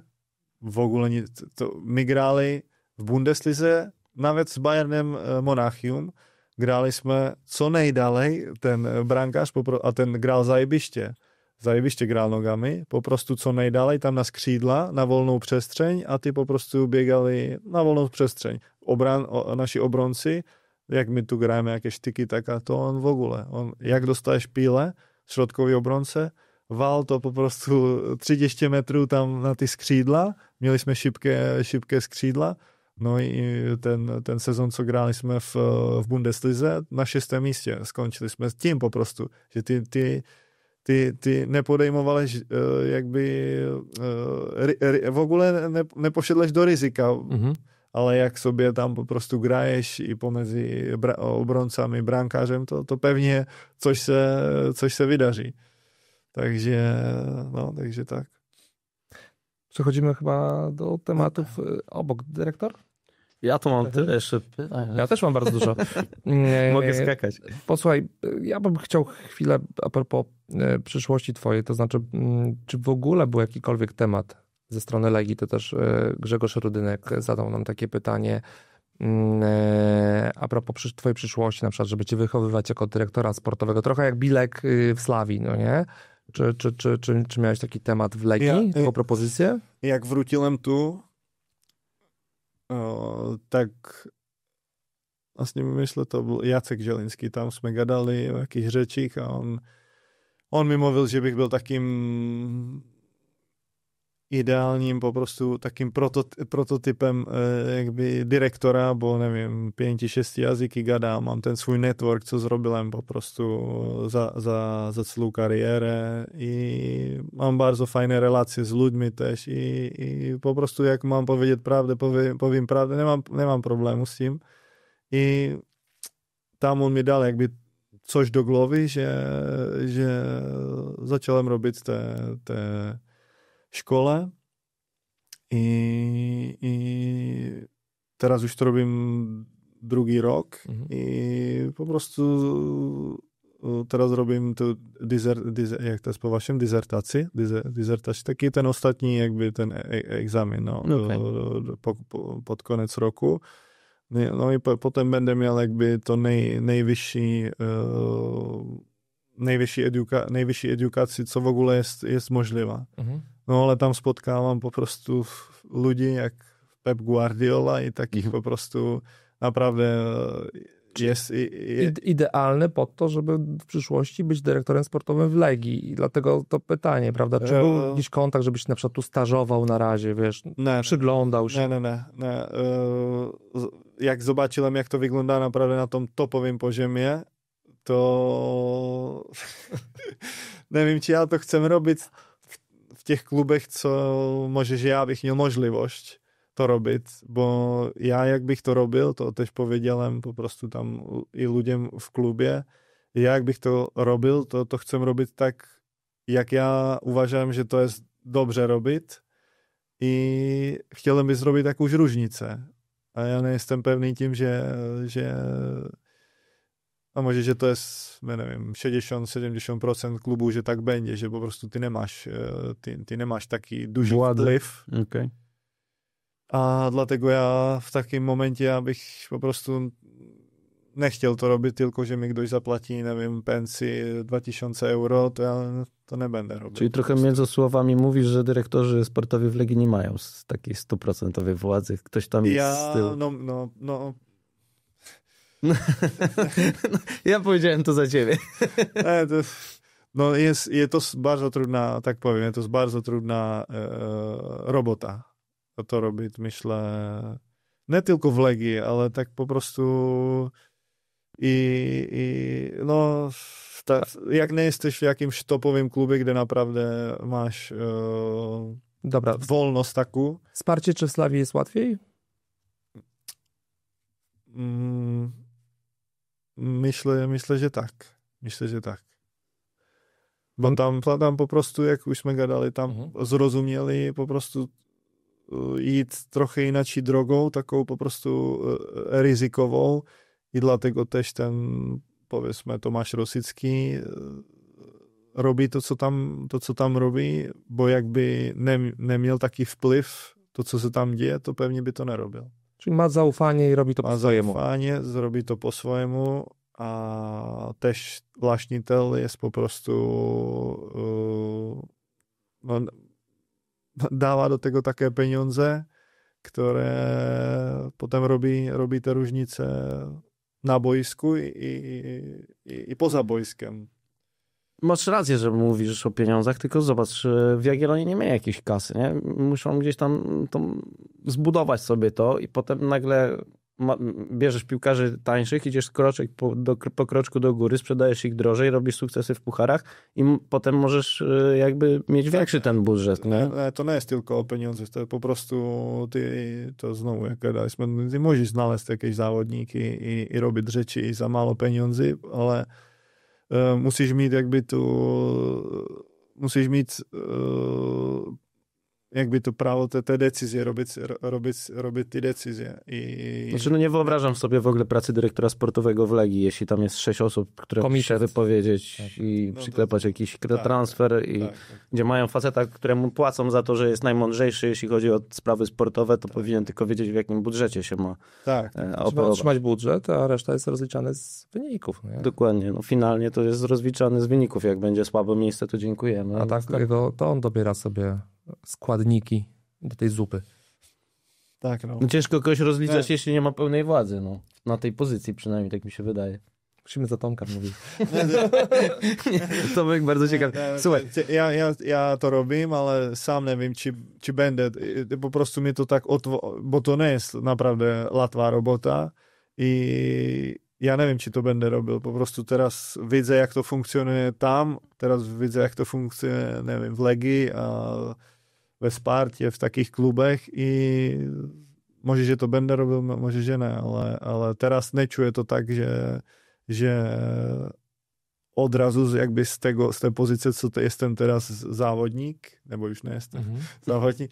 A jeszcze do końca czerwca jesteś. No. Jeszcze potem zobaczymy. To ciężko, ale teraz myślę, że mamy bardzo, bardzo dobrego sportowego dyrektora. Ale którego? Który już że Włatow. Obu dwóch. Z tym Bobem też już tam rozmawiałem parę razy, a to jest, myślę, bardzo też mądry człowiek i ma ten background tam w tych dużych klubach w Niemcach i że to jest dobry ruch od klubu, ale co do Michała się zgadzam, bo też u nas był, więc poznaliśmy bardzo fajny i bardzo inteligentny gość. Natomiast pytanie, jak to będzie działało właśnie, jak oni będą ze sobą współpracować i na co pozwoli tak finalnie klub im działać.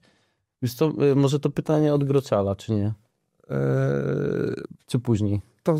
Ja bym tylko chciał zadać to pytanie, bo mi ucieknie. Miałeś do czynienia z kilkoma dyrektorami sportowymi w Legii, z różnym szczęściem, niekiedy się irytowałeś i tak dalej. Jakie cechy gdybyś miał być dyrektorem sportowym, wziąłbyś od Kucharskiego i Zielińskiego do swojego repertuaru, gdybyś mógł, gdybyś został kiedyś dyrektorem sportowym? No.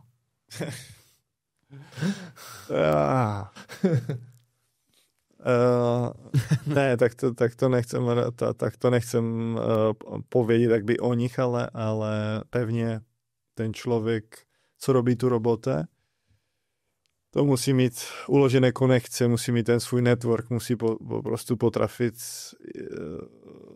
mluvit 4-5 minimálně jazykami, bo potom jak po prostu komunikace to je to nejvážnější, komunikace v klubu i komunikace direktor závodníci i po prostu být transparentní i pravá renka jakby trenéra tež. Je to bardzo trudné zadání, bo tež ještě musí být zodpovědný jakby tomu boardu či tomu prezesovi klubu, ale po prostu šukat tam po prostu být dobře ze všetkými, ale on mówi wszystko, czego nie mają, no nie? A ja pytam Dlatego ja nemluvím nic, co oni mají, já mluvím taky prototyp. Myślę, że po prostu Jacka Zielińskiego ty byś nie zatrudnił do klubu. Ne, to jest zajebistý člověk. Ale naprawdę, nie na tej pozycji tak naprawdę. No bo brakuje języków, mówisz. No, bo... Że Włakow ma masę języków, tak? Ale Jacek tak, nevím, tou andělštinou, tak bardzo se jakby próbuje i to, ale no myślę, že po prostu na té pozici musíš nevím, 3-4 jazyky po prostu garať, bo nevím, teraz nawet v Legii, nebo ne tylko teraz, ale je po prostu grupa hiszpańska i jak to jest, portugalska. Oni się tam mniej więcej rozumieją, ale... Tylko, a ja z mojego punktu widzenia, bo ja po prostu mám, nevím, 5 jazyků, gadám, to já jestem jakby, jestem v Polish Group, no. Nawet na WhatsAppie máme Polish, to jest moje główna, ale po prostu jestem części všech, bo po prostu potrafím gadať se všetkými i dobře se čuješ, ale já, jak bych byl sportovým direktorem a nepotrafím se svými závodníkami gadat, bo oni Lukyňaš, on byl 2 leta v Americe, já normálně já s ním jakby hiszpański, bo to jest... A ile byłeś w Las Palmas, przypomnij? 2 lata. 2 lata, okej. Okay. Ale to nauczyłem się za 3 miesiące, bo tam w ogóle nikt nie gada angielski. Po prostu jak chcesz, to się nauczysz bardzo szybko. Myślę, że ale polskiego Lukyňasz też by się nauczył. On w ogóle nie gada, a jak miał tu polskiego języka, to był na jednej godzinie i potem zrezygnował, że po prostu... No ale oni se trzymají v té grupě a gadají tylko po prostu po hiszpańsky či po portugalsky. A to jest bardzo ciężko dla nich, jakby se tak... otworzyć na innych. Tak, jakby musieli, to by było inaczej. I jakby z punktu widzenia tego dyrektora, to jak ty nie masz jakiś nástroj po prostu gadat z vlastním závodníkem, nevím, tylko taki ten small talk, jak se máš, co po prostu třeba, no to já bych to nemohl robiť, takže po prostu nemôže komunikovat, to jest jakby moje rodina. Ja nemôžem s nima v ogóle komunikovat, bo nejest jak. Yes.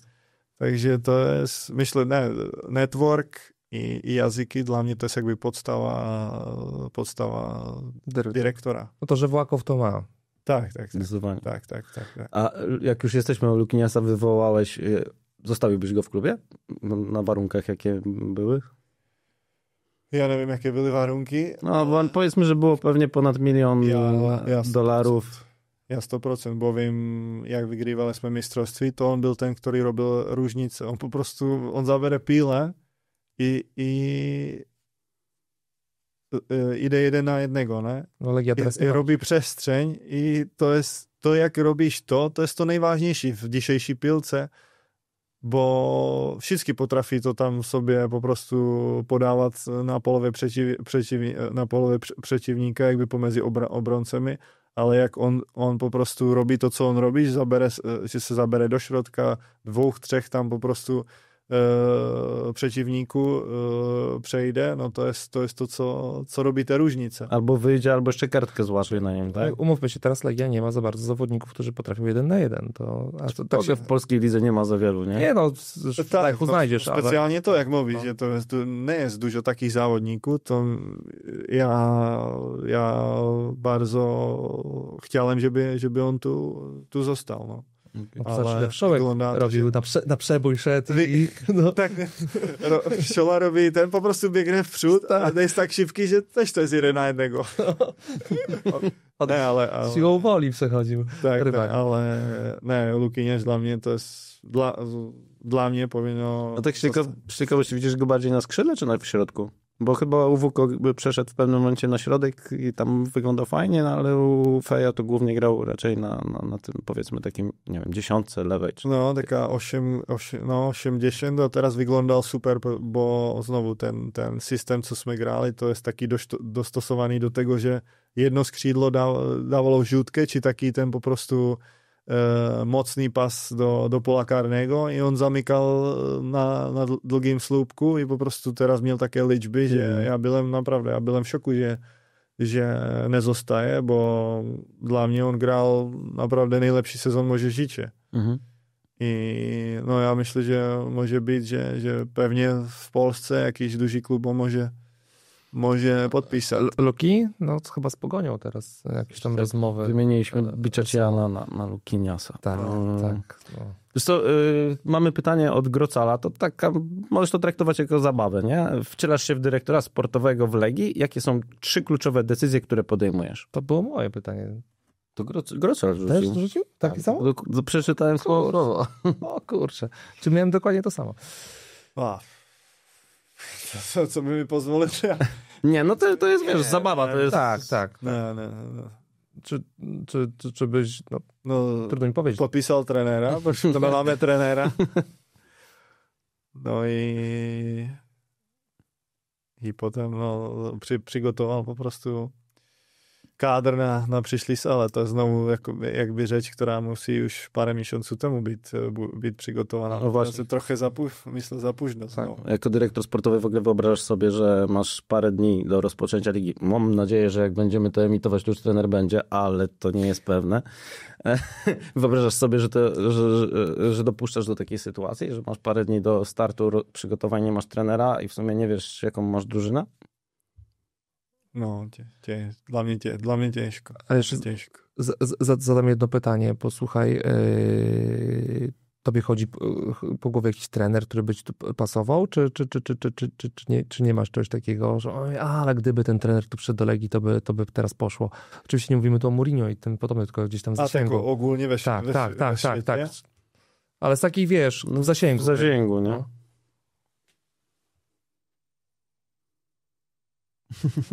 No, ciężko powiedzieć. Ciężko, no. Bo to jest też taki specyficzny. Jakiegoś Czecha widzisz w Legii? Trenera czeskiego? Czecha.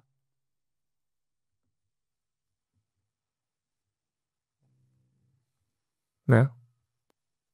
Ale myślę, że dla Legii to jest powinno jakiś po prostu obcokrajowiec, jakiś taki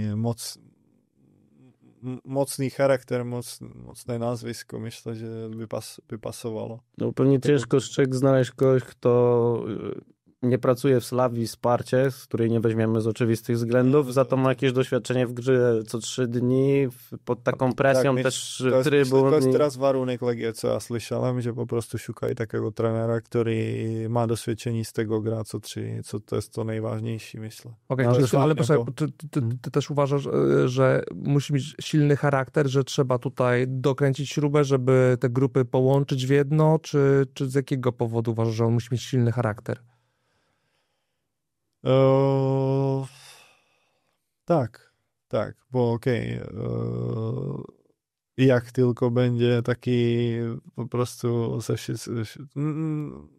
se všetkými kolega, to tež nie je dobře. Po prostu musí pokázat ten respekt, po prostu do tego trénera musí být i časami to je tež fajné, po prostu zrobiť taký pořondek v šatně i zakřičet.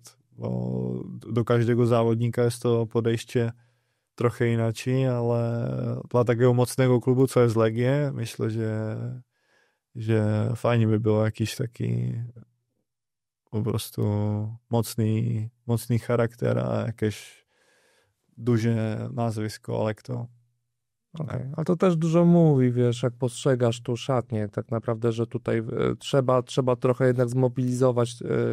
Ale czasami może być jakiś po prostu závodník, taká zlá energie, co po prostu, že by zrobil pořondek, ale teraz, nevím, ten ostatní sezon to takovou šatně nemělem ještě, to napravdu to byla příjemnost po prostu se všetkými, co denně pracovat, bylo napravdu to takovou atmosférę, co měli jsme v šatně, to bylo naprawdę wyjątkowe.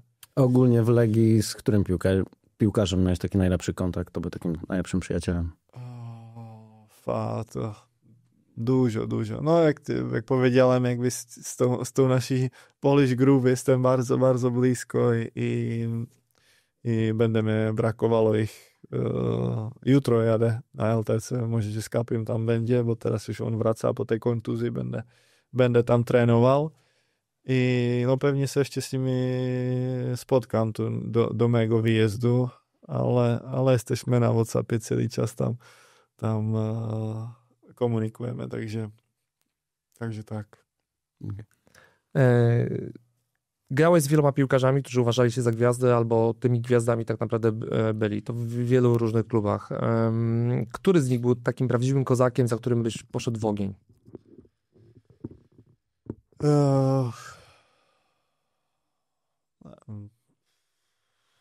Ja myślę, tak jakby na mojej pozycji Dimitar Berbatov. Z nim w Tottenhamie grałeś? Z nim byłem w Tottenhamie. Robbie Keane też. Byłem z Luką Modricem, byłem i tam na pokoju z ním spałem tam na przygotowaniu, z Garethem Balem byłem. Bo też ten Gareth Bale, ten był, Harry Kane. Ale oni mieli taki charakter, że poszedłbyś za nimi w ogień, czy po prostu umiejętności piłkarskie? Ja myślę, że ten Berbatov, ten by był tak najbliżej, bo czasami oni wszyscy też na niego, że on jest jakiś arrogantny i to po prostu on się trzymał tylko jakby tu swoje jakby, jak to jest prywatność, to po prostu tak, że ale z punktu widzenia ludzi to wyglądało, że on jest jakiś arrogantny, ale nebyl. Czasami po prostu mnie brał tam poza trening i mówił mi, co robić, jak się zachowywać, jakieś, no naprawdę bardzo, bardzo dobry człowiek i teraz, nie wiem ile to jest, 2 lata, mi wysłał książkę z taką dedykacją, że od najlepszego od króla strzelců Premier League dla króla strzelců Ekstraklasy. Tam taką dedykację mi wysłał. To bardzo fajny człowiek. Okay. Ja mam jeszcze 2 pytania odnośnie obecnego składu w sumie. Który z obecnych zawodników Legii może nas jeszcze zaskoczyć? Na razie powiedzmy się nie pokazuje, ale może wyskoczyć. Urbański. Okay. To w sumie trochę kontuzje, prawda? W tym sezonie go zblokowały. Co miał jakiś ten złomany tu rękę? Rękę, też tam z kostką też miał chyba swojego czasu. No, ale ten ma jakby ten potencjał ma... Okay. To drugie pytanie było, który z młodych zawodników robi najlepsze wrażenie, więc chyba też tak w głowie jest taki mądry, taki po prostu poukładany w głowie, to myślę, że on zrobi fajną karierę. No, umiejętnościami to jest... Ma. Nie, umiejętnościami to jest też... Też się nie boi. Może lepiej to nemluvit teraz, jak on to obejří. Ale to słuchaj, ja uważam, że w piłce to trzeba być pewnym siebie i wiesz, to jest też duża umiejętność i Tomkowi chyba o sodówkę bardziej chodzi niż o pewność siebie. Nie? To trzeba pilnować. No to co ostatnio Groszek też powiedział, on powiedział o Fornarczyku, tak? Że jego widzi jako swojego następcę, ale żeby mu nie odleciał. Nie? No niestety tak to wygląda. Parę naprawdę fajnych teraz těch mladých tam je. Ten Žulo też, myślę. No. Kapi właśnie mówił nam, że teraz jest więcej tych młodych, takich ciekawych Tak. niż wcześniej. Też gadaliśmy o tym, jak oni mají Spartě teraz, to też po prostu inaczej se čuješ. Wcześniej tomu tak nebylo. Ale pár ich jest fajných. No i ten Štěpán teraz, nevím, či on zostaje, či ne v Legii, nevědomo, ale pár ich jest dobrých. No, też dobra historia. Ten Alex, co teraz wszedł, ostatni meczu. Norowski. 15 lat. Tak, Norowski, Wyganowski przecież. Wyganowski. On jest ze Skoli, nie? Ten też wygląda... Mozi chyba też są? Mozi. Też już trénoval a zagrál už jeden meč. Tak. No, tam slyšałem, že już jakieś takie duże kluby ho obserwují. Tak, w naszym podcaście Kamuda, nie wiem czy pamiętasz chyba Mateusza Kamudę, pracował indywidualnie. A to z Akademii, z młodej. No to właśnie on mówił, że to jest taki zawodnik, który jakby jest inny niż wszyscy, nie? Że ma takie cechy, że pod tym się wyróżnia, nie? Że jest wyjątkowa, ma jakieś takie umiejętności niektóre. Dobry jest, no. Słuchaj, jeszcze mamy od Pietro Corvo pytanie, co jest przyczyną tego, że w tym sezonie tak słabo broniliśmy stałe fragmenty gry? No pytanie do ciebie z tego względu, że ty często przy rzutach rożnych byłeś, nie wiem jak w tym sezonie, aż tak nie obserwowałem, ale jak grałeś wcześniej, no to ty byłeś często gdzieś przy stałych fragmentach gry defensywny wykorzystywany. No i w tym sezonie strasznie dużo bramek żeśmy stracili z tych stałych fragmentów. Myślę, początek sezonu to co mecz. Tam po prostu traciliśmy punkty i stále fragmenty decydowali. No i potem od początku sezony dużo jsme trénovali, naprawdę jakby zwracamy dużo uwagi na to, bo trenér Fejo też jakby w Rakowie on byl zodpovědný za stále fragmenty, to nikt nám nemůže powiedzieć, že jsme tego netrénovali, ale v pewnym momentě po prostu jsme tratili co meč bránky z tego, no i potem tak se odvrutilo, že my jsme potrafili co meč střelit bránky ze stálego fragmentu, netratili jsme, no a teraz znovu ostatní ty meče tak łatwo, no, tratili jsme bránky, ale dlaczego, nevím, bo naprawdę trénovali jsme naprawdę před každým mečem i tam trenéři se nás pýtali, co změnit, aby jsme my dobře se čuli, ale teraz, jak tak vyrovnaná je ta pílka, to po prostu všichni se skupí na to, že by po prostu tego vykořistal. To jest nejlatwiej, jak strzelić bramkę. Nie? Kto w Legii teraz najlepiej głową gra? Tomasz Pechar. Nie, ale już nie jestem zawodnik. Do końca nie, ja mi się skończył kontrakt. Okay. Teraz głową. No to pewnie, Jędza, no to jest... Bo teraz Żułas zaczął strzelać głową też bramkę. Też, ale Jędza cały czas. Jest mocny, no. Okay. No pewnie środkowy obrońca. On czy... Rasia Pankow też jest mocny. Stevie też.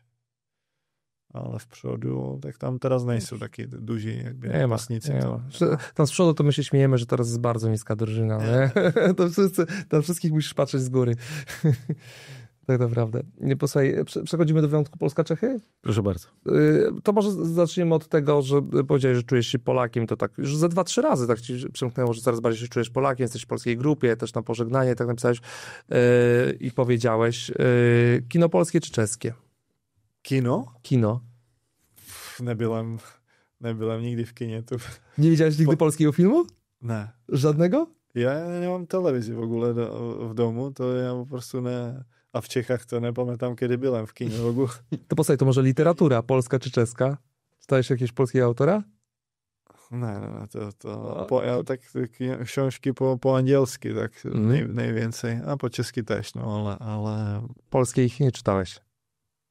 Dobra, to przejdźmy do łatwiejszych. Piwo polskie czy czeskie? Nežertujme. Žertujme. České. Czeskie. Ulubiony polski piosenkarz albo zespół. Co tam szatni ci puszczają? No to w ogóle nerozumiem, co to jest. To tam pytam chłopaku, czy to jest po polsku w ogóle, bo to jest... Ale masz właśnie takiego jakiegoś polskiego twórcę, który... To czasami oni słuchają tu Sanach. To jest takie fajne, no, to mi podoba. No to jest coś pierwsze polskiego. No. Ale w Czechach to to w ogóle nie słucham. Ja tylko tam, wiesz, Wądraczkowa, tak? Helenka, bo to jest jedyne. To jest zresztą... Karel Gott. Helenka. Tak, no i kojarzysz mi się oczywiście z Jorzin Zbarzin, który zrobił z Antolą swego czasu jeszcze, tak? Teraz moja córa to śpiewa cały czas. Ja nie może potrafię to znaleźć na YouTube, kde jest to video, kde jest ten filmik, co robiliśmy, jeszcze nie może to znaleźć. Musimy... Jest chyba cały czas.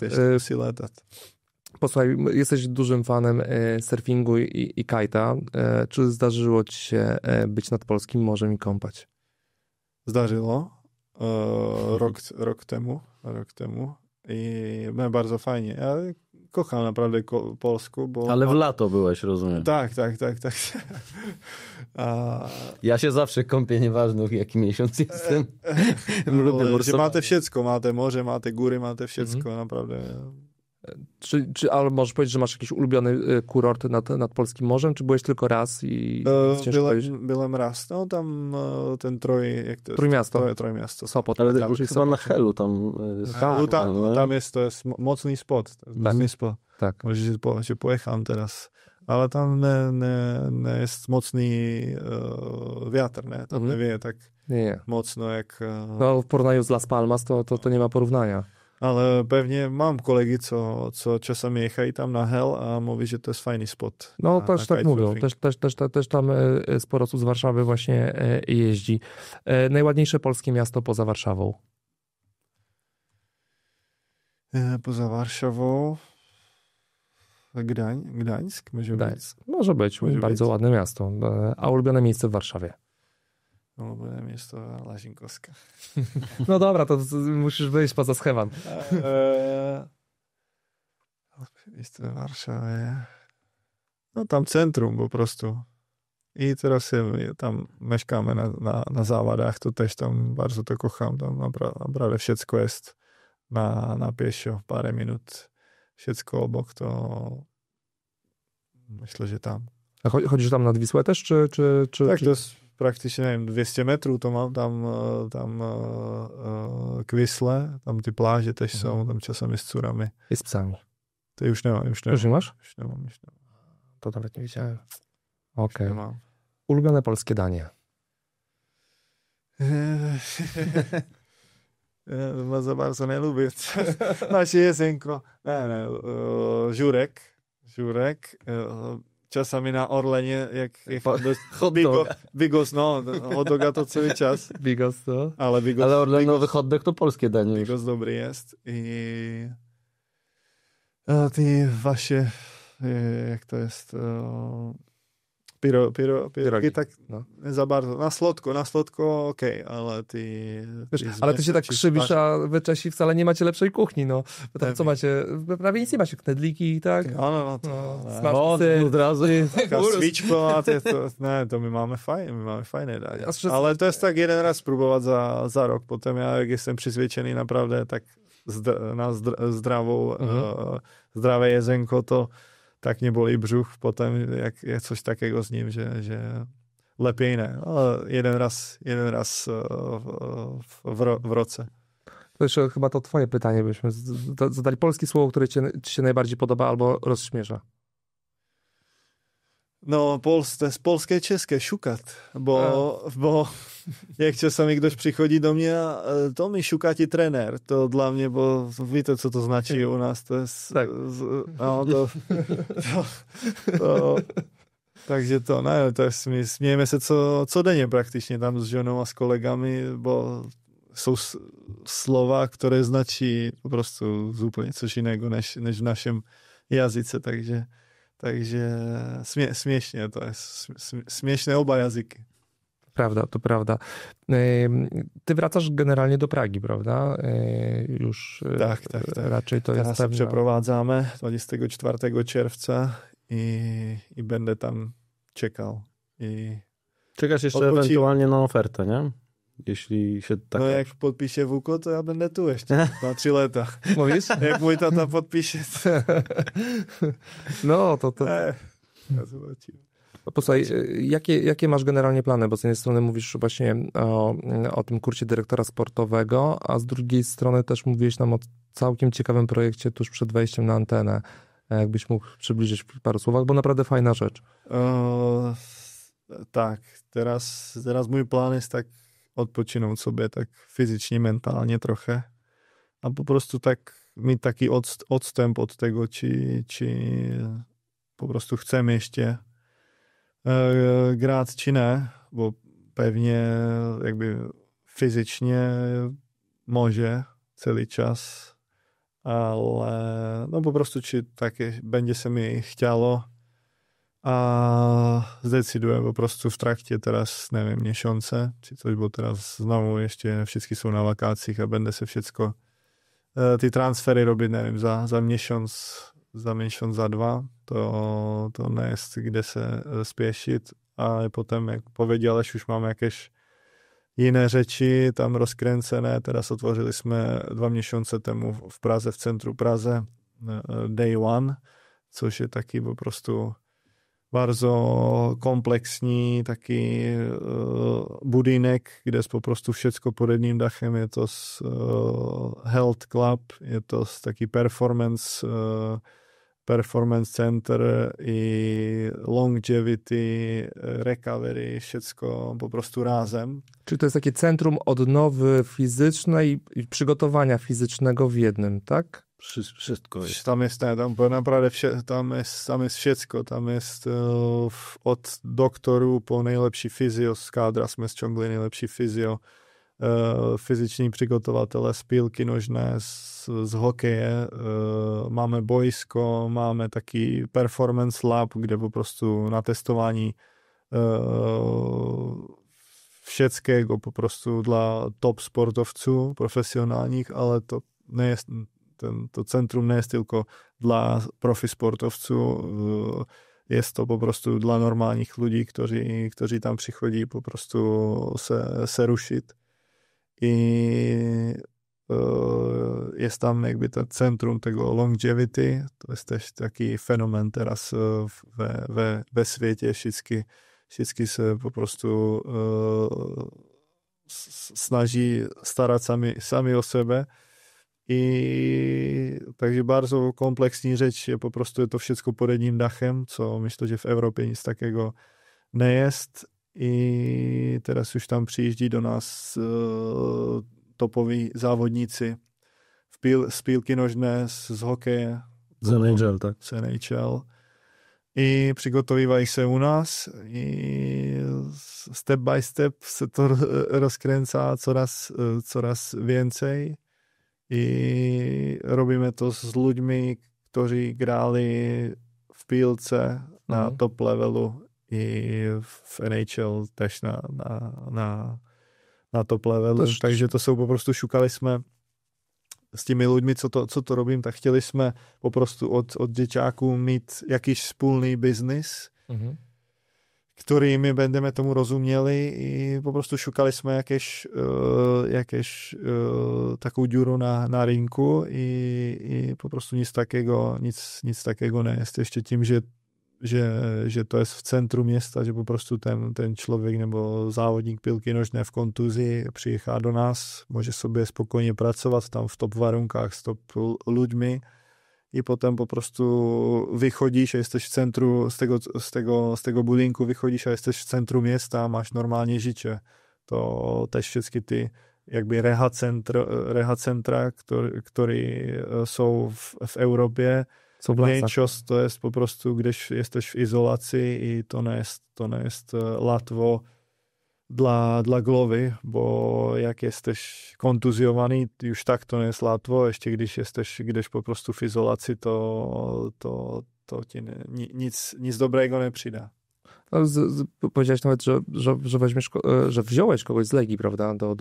Tak, Lukasa Bortníka podpisaliśmy, bo ja z nim pracowałem w Hapoelu Beersheva w Izraelu i potem 3 lata tu w Legii i dla mnie to jest naprawdę top trener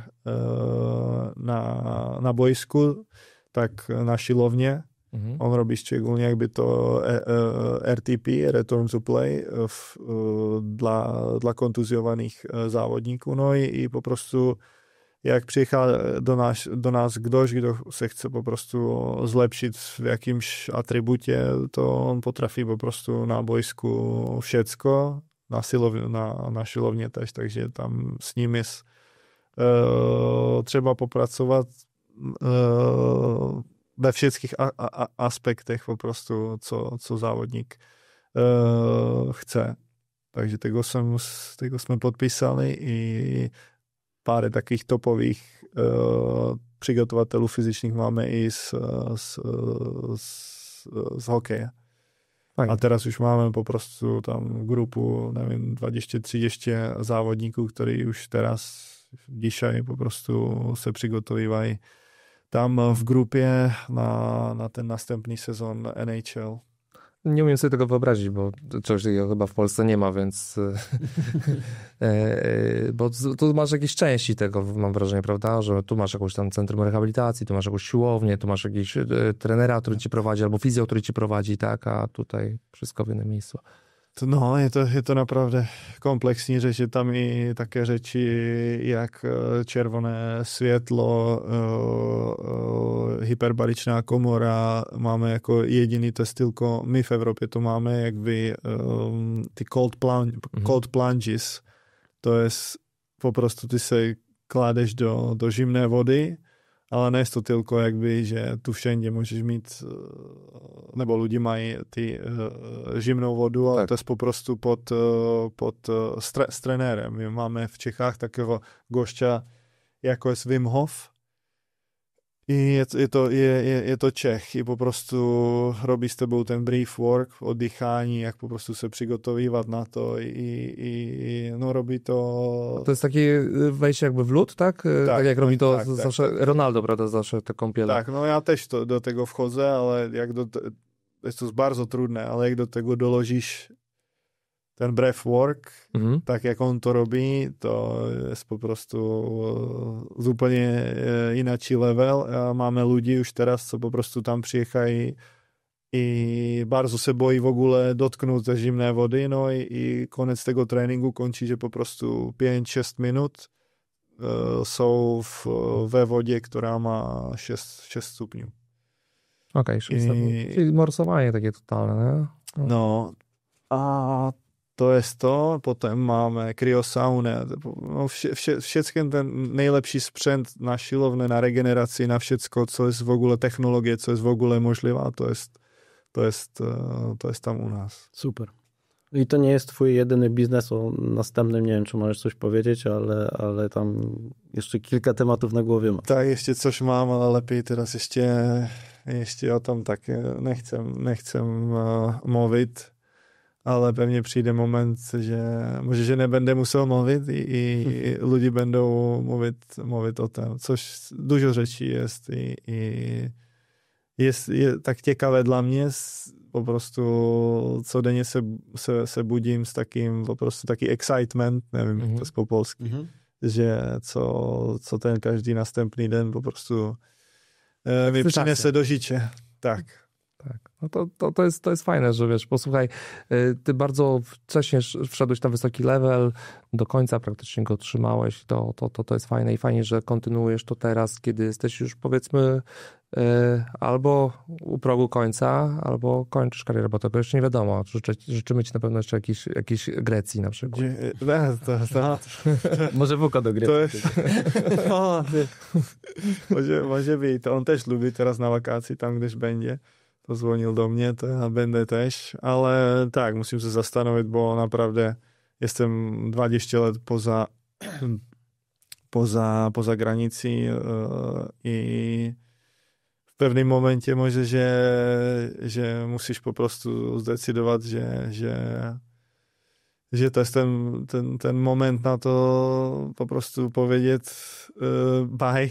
I teraz też już mam rodzinę i teraz może powiedzieć ostatnich, nevím, 6 miesięcy, 8 miesięcy bardzo trudno bylo dla mě, bo cůry po prostu, já jechám na trénink, předtím než vyjechám na trénink, oni stojí plecami, třímají drzwi i tato zostaň tu s námi. To po prostu jsou řeči, které jsou vážnější než pílka i teraz oni mají 3 i 5 let a čuje to, že mě bardzo potřebují teraz i ten čas tak letí, že bude taký čas za pár let, že oni už tátu nebudou potřebovali. I to nic nevrutí, ne? To jaká špílka, či peníze, či coś takiego, to nie jest w ogóle ważne. I to chcem po prostu spędzić czas teraz z nimi, bo ostatnich 20 let naprawdę to miałem, jak mamy teraz tu przerwę. No, trochę pozwiedzałeś, tak. Letem, to jest 24 był ostatni mecz, to od 25 masz wakacje i teraz 15 już musisz być tu we Warszawie i może, że tygodeń odpoczywasz, potem dostajesz plan, który musisz po prostu, to nie jest, że nie robisz, normalnie musisz jakby sam sobie przygotowywać już, ale w sumie masz, nie wiem, 2-3 tygodnie jakby za ten sezon wolnego i to dopiero